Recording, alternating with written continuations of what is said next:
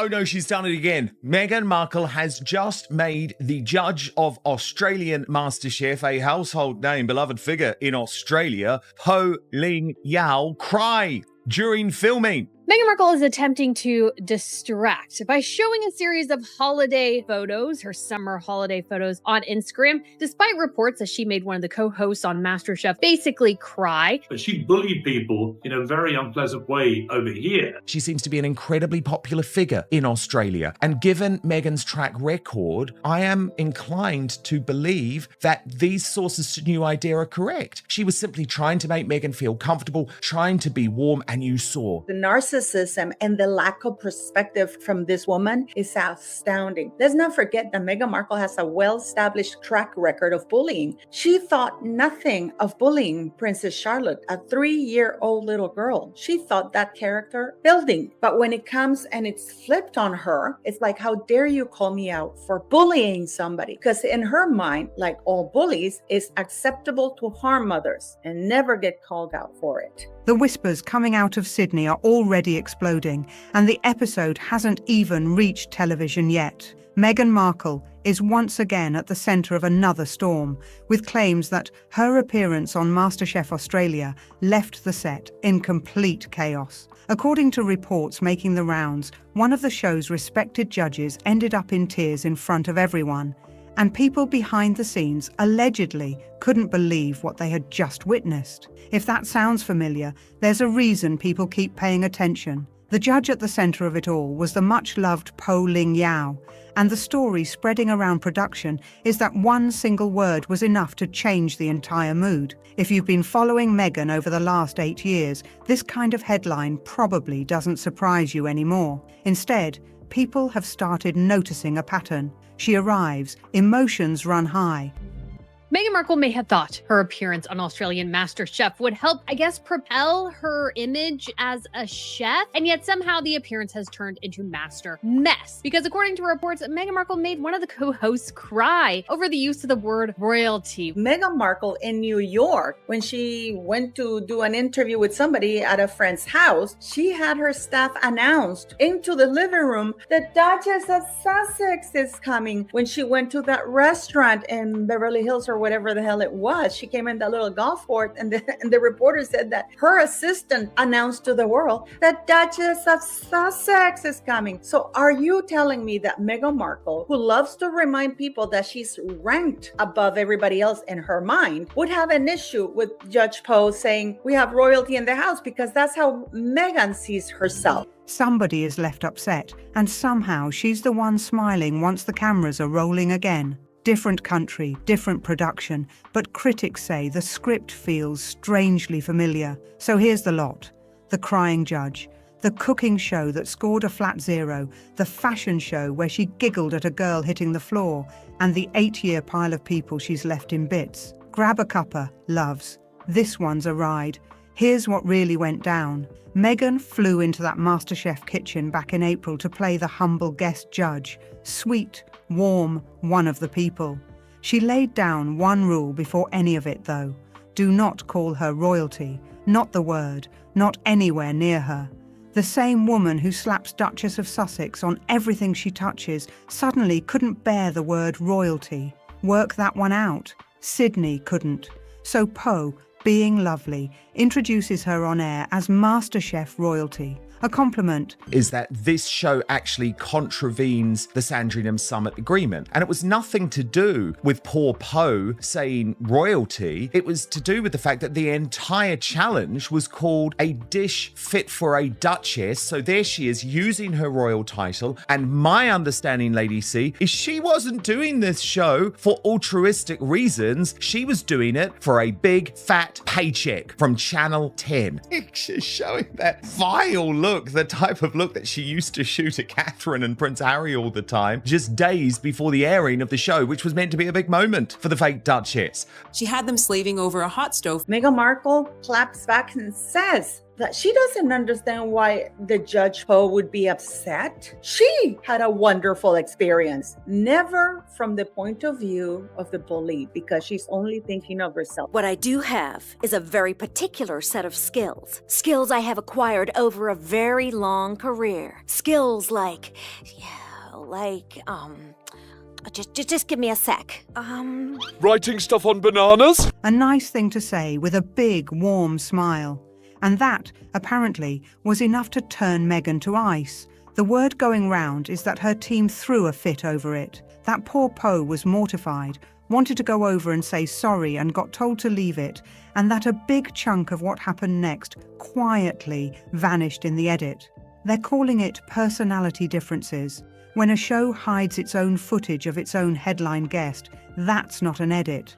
That's a clean-up job. Oh, and the challenge she set that day: cook a dish fit for a duchess. You couldn't make it up. She had them working over a hot stove for a challenge built around a duchess, while reportedly objecting to hearing the word royalty only a short time earlier. Critics pointed to the contrast and questioned the message it sent. And here's the real tell. The contestants kept walking straight past Meghan to ask the other judges for help. I don't think anybody at Netflix could have seen the show before it went out, because it's not entertainment, it's not edifying in any way. It's really, really bizarre. I think her PR team launched out with some feelers, trying to see who might be somewhat interested in her appearance, and she was like, yes, let's do MasterChef, because one of the things Meghan Markle has tried to do, and we've gone over this, but it's worth reiterating, is that she has a business based in the kitchen. She has a show based in the kitchen. But unfortunately for the woman, I don't think she enjoys being in the kitchen. And that's a really, really hard sell. Like to watch other celebrities, Gwyneth Paltrow, Meghan Markle, going in your footsteps and following something that you've really started. I don't mind. Good luck. Meghan, I don't really know very well. They brought the biggest name on the planet, sat her front and center,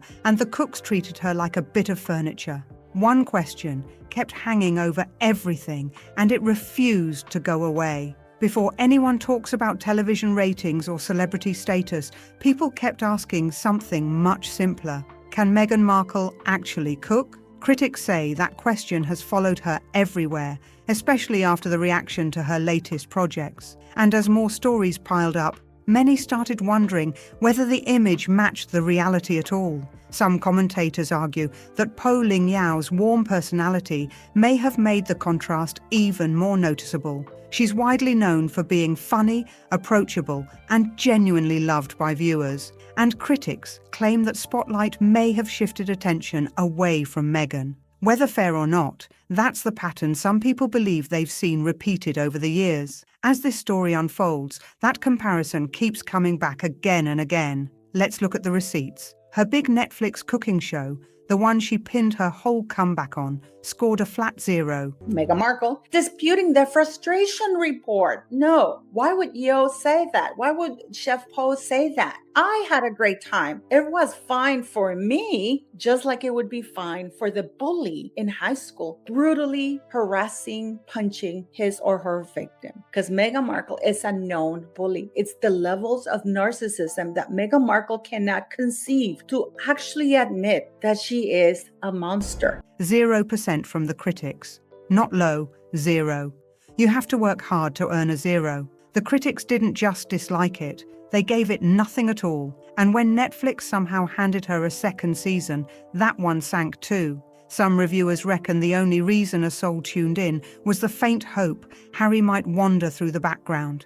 It couldn't even crack Netflix's top 300 shows. 300, a real live Duchess on camera, and critics joked that audiences seemed more interested in almost anything else. And here's the kicker. She still talks about that show like it was a runaway hit, still calls herself a cook, a host, a lifestyle queen, a flat 0 on the board, and she's out there, taking a bow. Then came the copying. She's been accused of lifting the whole show off Martha Stewart, right down to the look of it. Others reckon she took inspiration from Pamela Anderson's cooking show too, with some commentators claiming the similarities were difficult to ignore. And when somebody asked Martha Stewart about it to her face, Martha didn't even bother fighting her corner. She simply took the high road and let the silence do the talking. For many watching, that silence spoke louder than any headline. When two different women look at your work and go, "That's mine," critics say people naturally start asking questions instead of calling it coincidence. And the best bit? Reports have claimed she doesn't do much of the cooking at home herself. Instead, professional chefs are said to handle much of the preparation behind the scenes. She stands beside them, nods along, and ends up receiving much of the attention. She's even admitted it herself, that she's got a lot to learn in a kitchen, a lot to learn. And there she sits, on live TV, judging real chefs who gave 20 years to mastering their craft, while viewers were left debating whether the credentials matched the confidence being presented on screen. The image she's tried to build in the kitchen is exactly what many critics keep questioning. They point to moments where simple presentation is treated like culinary expertise, saying that's where the frustration begins. A bowl of shop-bought pretzels poured into nicer servingware suddenly becomes a recipe.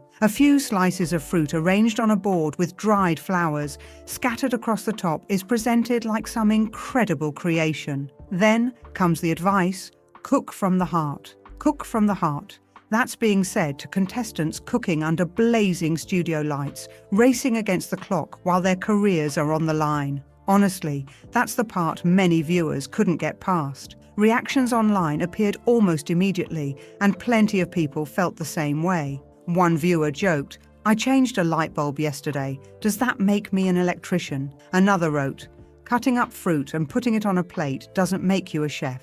Thousands of comments echoed similar thoughts, turning the debate into something much bigger than one television episode. Critics argue she's playing a role she never truly earned, while asking audiences to buy into the image. They've even come up with their own phrase for it now, getting markled. In online discussions, people use it whenever they believe a charity, a brand, or a television project loses momentum after becoming connected to her. Fair or unfair, that's become part of the conversation surrounding her public image. So no, according to those critics, she's not seen as a cook. They see her as a brand wearing an apron. But struggling in the kitchen isn't the issue. Plenty of famous people can't boil an egg, and nobody loses sleep over it. What critics focus on instead is how they believe she interacts with other people, and that's where they argue the story becomes far more controversial. Here's the thing about Meghan that some commentators believe rarely gets discussed openly. They argue she sometimes appears amused when someone else has an embarrassing moment. They often point back to Paris Fashion Week during a Balenciaga show, with the front row packed and cameras pointing in every direction. A model came down the runway, appeared to stumble and fell in front of the audience. It was an uncomfortable moment, and clips shared online led some viewers to believe Meghan briefly smiled or laughed before quickly changing her expression. Supporters and critics interpreted the footage very differently, but the debate spread across social media within hours. According to those online reactions, the moment changed almost instantly once she appeared to notice the cameras. Her expression seemed to shift back to a calmer, more composed look, and that clip was replayed across countless accounts and discussion pages. The internet filled with strong opinions, with some users calling it zero class and mean girl, while others argued the short clip didn't show the full context. Either way, the footage sparked another wave of debate, and critics claimed it revealed something genuine for just a split second. Whether people agreed or disagreed, every new public appearance now seems to bring another viral clip that keeps the conversation going. One reaction keeps showing up over and over again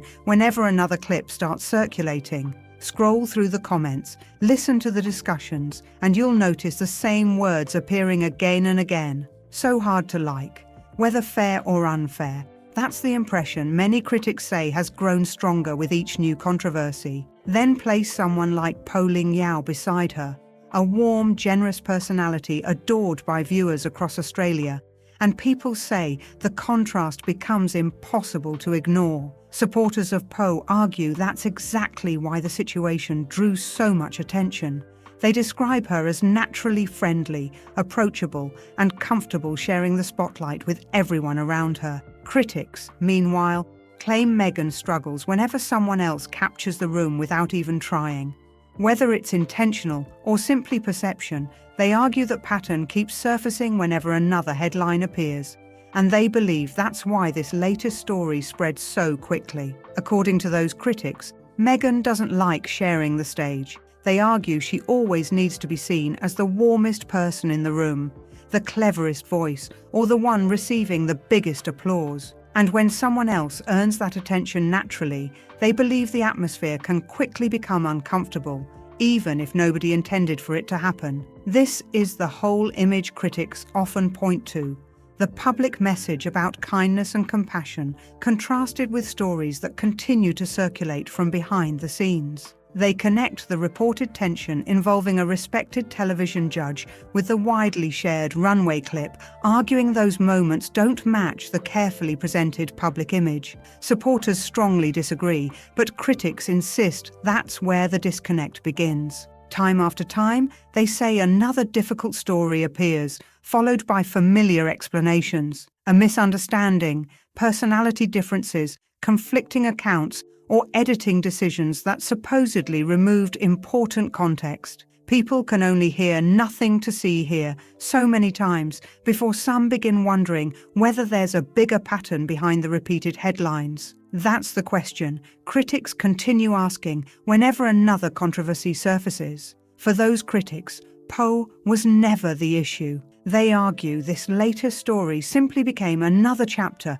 in a much longer conversation. And if you think everything began with a television cooking competition, they say the timeline stretches much further back. Go back to 2018. Meghan was still new to royal life, and the palace was publicly presenting a welcoming picture. Yet reports began emerging that members of her staff were leaving their roles unusually quickly. That's also around the period when stories involving Catherine, Princess of Wales, and bridesmaid dress disagreements started dominating headlines, although later reporting suggested wider concerns about workplace relationships were also being discussed. The situation eventually became the subject of formal reporting after allegations were raised by a senior palace aide who reportedly submitted a complaint concerning Meghan's treatment of staff members. Meghan has denied allegations of bullying through her representatives, but the claims continued attracting widespread public attention and media coverage. These were experienced professionals, some with decades of royal service behind them, and the reports surrounding their departures became one of the biggest talking points of that period, leaving many people questioning why so many seasoned staff members chose to walk away from such highly respected positions. Long before many people around the world could even recognize her face, stories about her workplace reputation were already making the rounds. According to multiple reports published over the years, some staff members had even given her a nickname, Duchess Difficult. Critics often point to that label as one of the earliest warning signs that all was not as smooth behind the scenes as the polished public image suggested. They argue those whispers didn't suddenly appear years later. They were there almost from the very beginning. One assistant reportedly stayed for only around 6 months before leaving. Another experienced staff member, brought in to help steady operations, was later reported to have compared working for the Sussexes to babysitting a pair of teenagers before eventually moving on herself. Whether every detail is accurate has been debated, but critics say the repeated departures became impossible to ignore as more accounts surfaced over time. When the people trusted to protect private matters begin quietly leaving, critics argue that naturally raises questions. And despite all the headlines, they point out that little ever seemed to come from it publicly. Reports claimed Harry wanted the matter brought to an end. A workplace review was carried out, yet the detailed findings were never publicly released.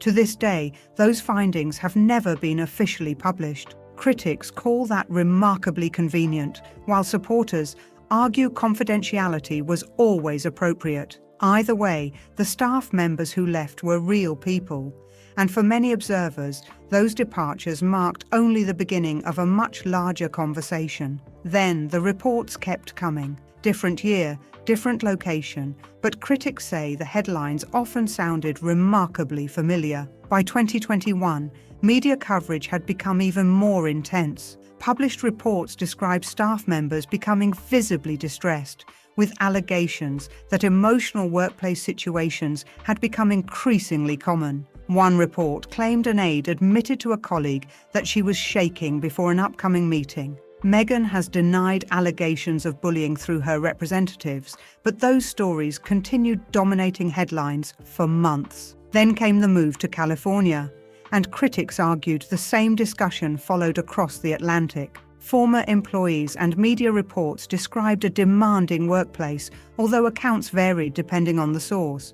Some reports alleged raised voices, demanding expectations, and emotional working conditions that left employees deeply stressed. Whether every claim can be verified remains disputed, but one story that repeatedly circulated was that former staff jokingly referred to themselves as the Sussex Survivors Club. Critics seized on that phrase, saying it reflected how some former employees described their experience. Then attention shifted to the charitable projects connected with Harry and Meghan. Public disagreements and allegations involving workplace culture generated another wave of headlines, keeping the discussion alive for weeks and adding yet another chapter to an already controversial narrative. Add together the assistants, advisors, producers, security staff, and other employees who reportedly came and went over the years. Critics connect those departures into one long timeline, stretching from palace corridors to Hollywood offices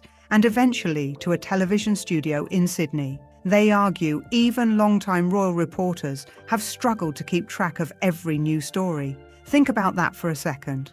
Critics say they aren't looking at one isolated disagreement or a single unhappy employee over a long career.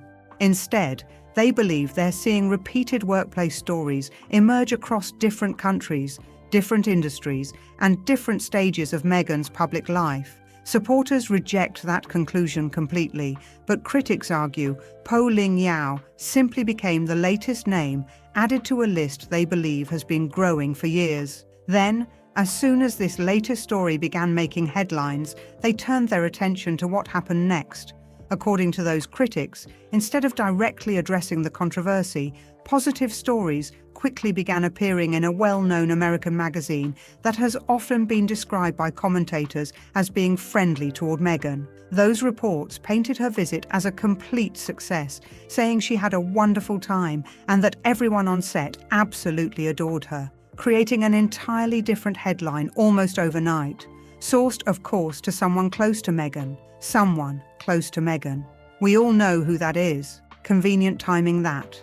Second move, the real giveaway. Her Instagram, quiet for weeks, suddenly fills with holiday photos. Look, we're in love. Look, the beach.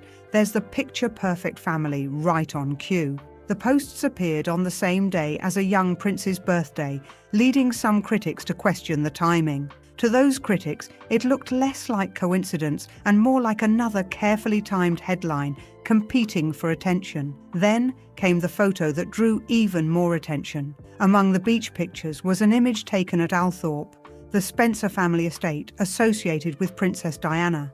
Some online commenters felt it was an unusual choice, given the criticism already surrounding her appearance on MasterChef Australia. Others defended it, but the debate quickly spread across social media. Within hours, people were arguing over the intention behind the post rather than the image itself. Critics argued that instead of addressing the controversy directly, the focus shifted to carefully chosen images and positive headlines. Supporters saw it differently, but the timing became another talking point. Looking back over the wider criticism, commentators point to a cooking show that received poor reviews, repeated comparisons with other lifestyle brands, questions about her culinary experience, viral clips that sparked debate, reported tensions with staff over the years, and the latest controversy involving MasterChef Australia. They argue that while each story is different, the same discussions continue returning.